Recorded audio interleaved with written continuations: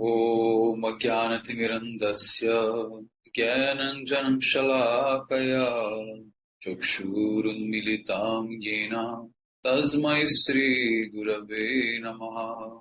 Gurave Gurachandraya Radhikaye Tadalaye Krishnaya Krishna Bhaktaya Tadbhaktaya Namo Namaha.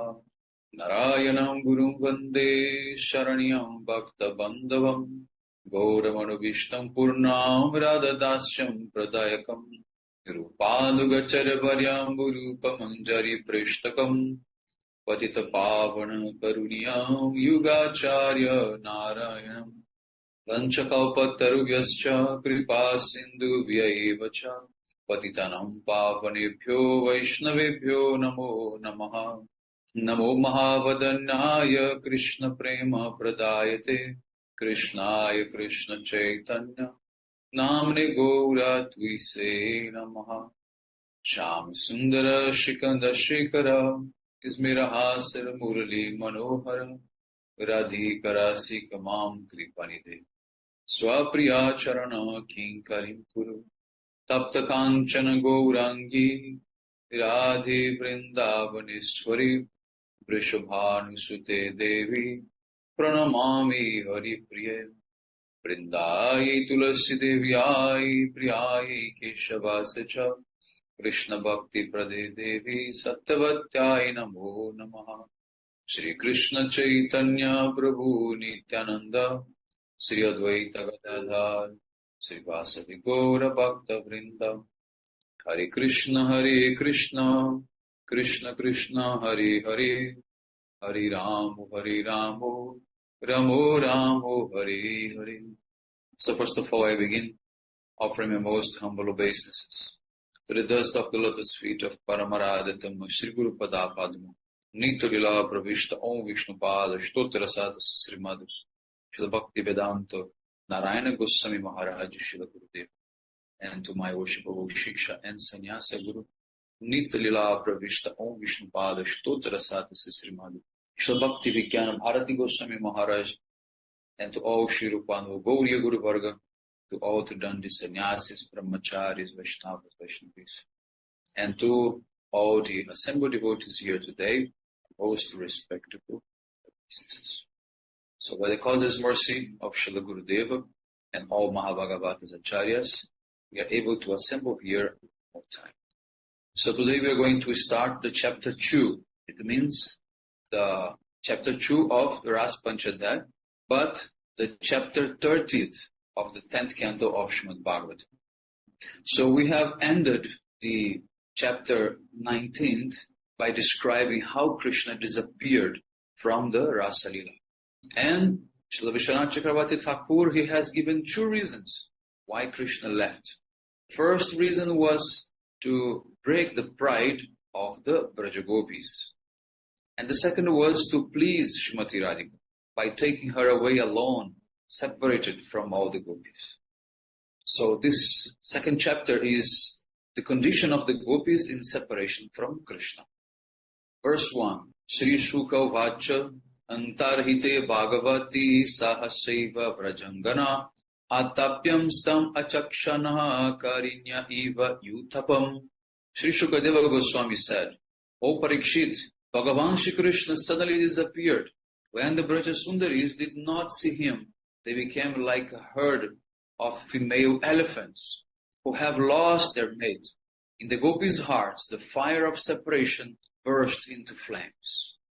So the commentary of Srila Jiva Goswami Pada Vaishnava Toshaki. Sri Shukadeva Goswami, he felt great pain when he described how Krishna suddenly disappeared. And because of this, he was unable to speak. And therefore, there was a break in the narration. And this break marked the end of the previous chapter. And the beginning of this one came. Even though he was feeling unhappy, as soon as he remembered the good fortune of Srimati Radhika, with whom Krishna has taken, then he regained his strength, and then he continued narrating this first verse of second chapter. Shukadeva Goswami, he uses the word antarhite, which means that Krishna, he suddenly disappeared without anyone observing. So in this way, the gopis could not see to which direction Krishna went.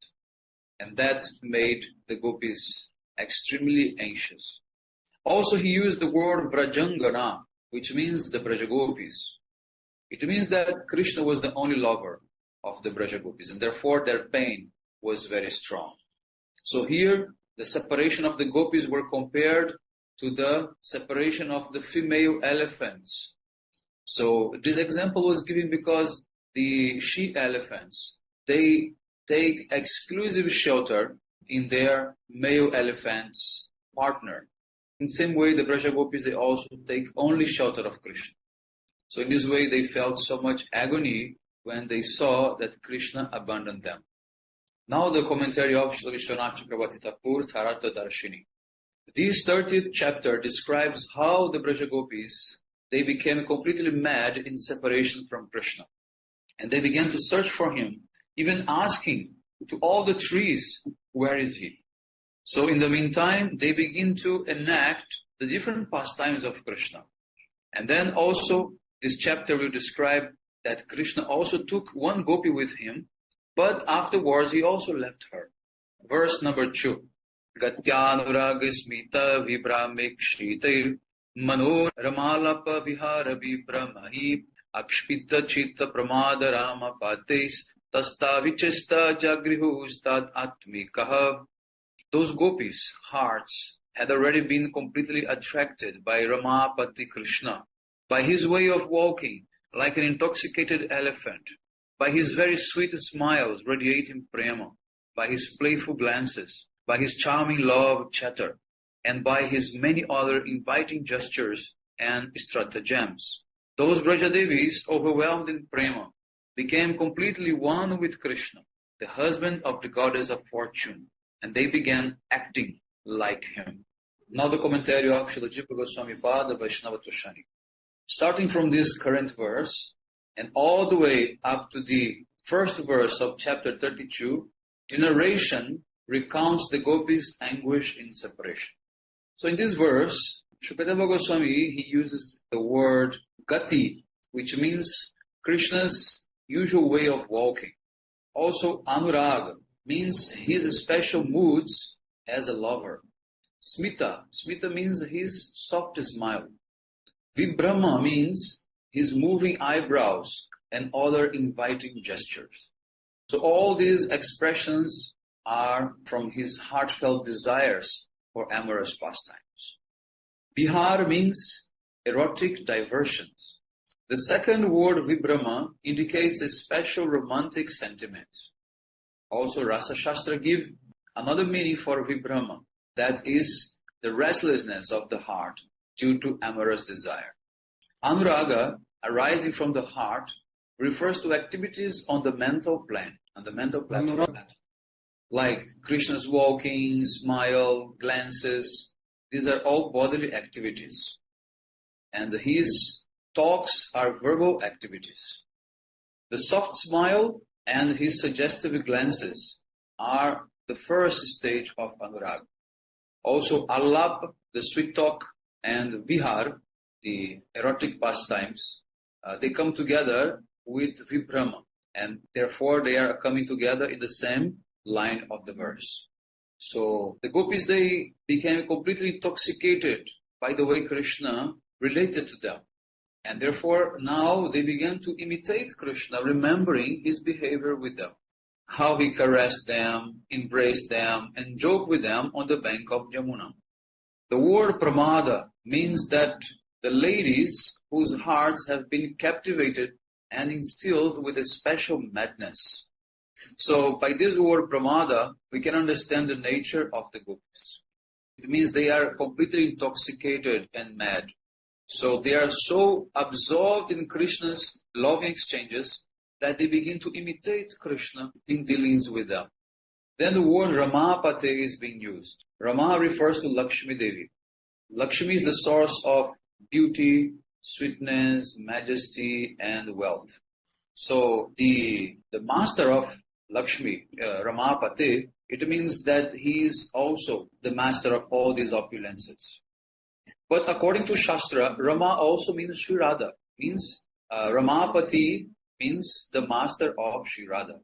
So therefore, this word Ramapati or Ramapati is being used to indicate that Krishna has taken Radha with him. Now the commentary of Srila Vishwanath Chakravarti Thakur. Now the Braja Devis are searching for Krishna everywhere in every kunja of Vrindavan. But they were unable to find him, and therefore they became even more anguished.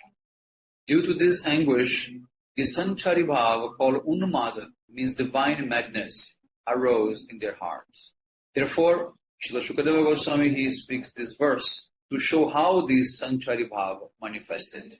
Ramapati means that Krishna who is the master of all beauty and wealth. Gatya means his natural way of walking, or how he first walked towards the gopis.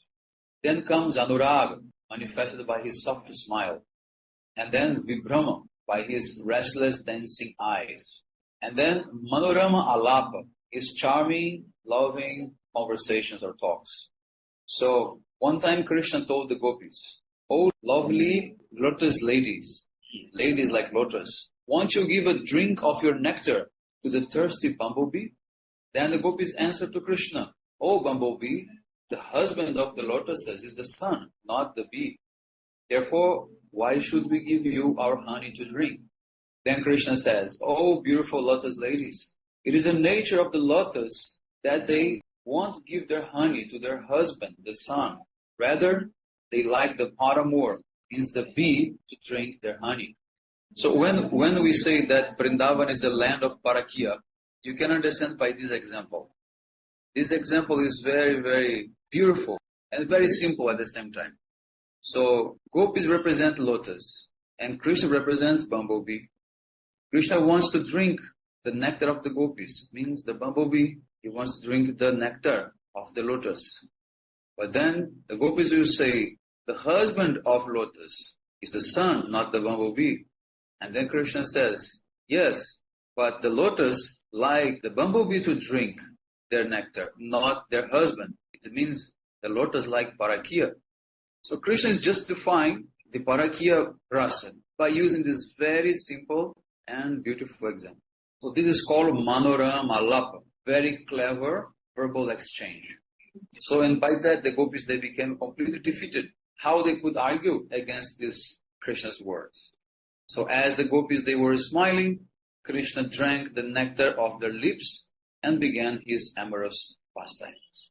And then Krishna, he takes one of the gopis with him. Then he says, "I understand when you were walking in front of me under the Kadamba tree, you were bitten by a snake.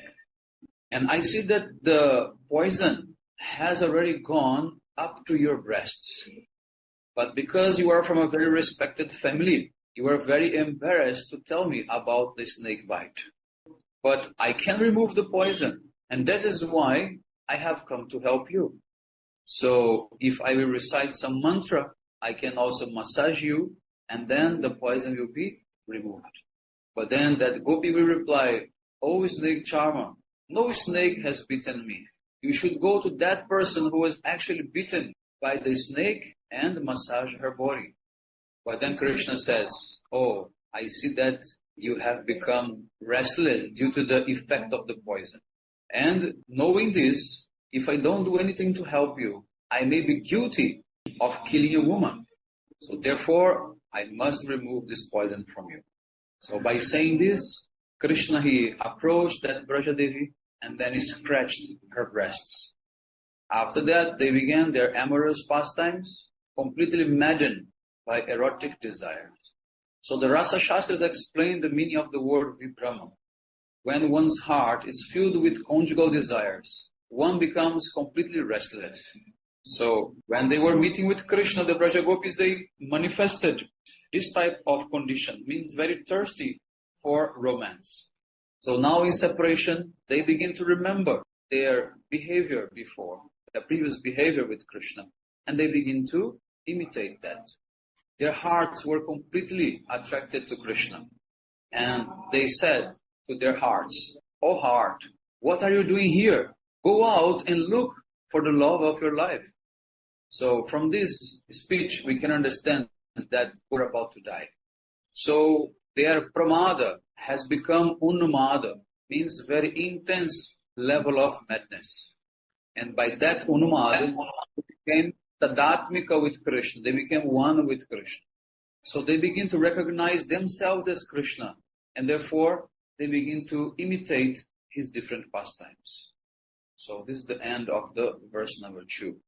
So today we have learned how in separation from Krishna, the gopis, they manifested different types of ecstatic symptoms. And the most important of them is that they reached the stage of unmada, the divine madness, in which they thought they were Krishna himself and begin to imitate him. Panchakalpatarubhishya kripa sindhuveva cha vidanam bhavanebhyo vaishnavyo Hare Krishna.